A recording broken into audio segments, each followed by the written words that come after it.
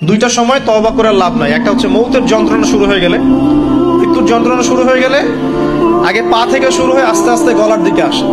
হাদিসে যেমনটা এসেছে, সূরা ওয়াকিয়ার মধ্যেও আছে যে পায়ের দিক থেকে যন্ত্রণা শুরু হয়ে আস্তে আস্তে আস্তে আস্তে এই গলার দিকে আসে, এবং আত্মাটা গলার এখানে যখন চলে আসে, এখান থেকে মালাকুল মউত আত্মাটাকে নিয়ে চলে যায় এবং চোখ দিয়ে তাকিয়ে থাকে মানুষ।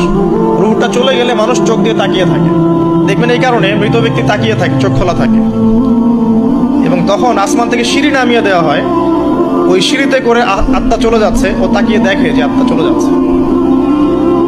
এবং মানুষ মারা যাওয়ার পরে চোখ জীবিত থাকে অনেকক্ষণ। মেডিকেল সায়েন্স যারা পড়েছে তাদেরকে জিজ্ঞাসা করবে, মানুষ ডেড হয়ে গেলেও চোখ দেখবেন আরো কয়েক ঘন্টা, হয়তো আরো নির্দিষ্ট একটা সময় পর্যন্ত চোখটা কিন্তু জীবিত থাকে। এই জন্যে চোখ বন্ধ করে দিতে হয়। যাই হোক, যেটা বলছিলাম যে মৌতের যন্ত্রণা শুরু হয়ে গেলে তওবা করে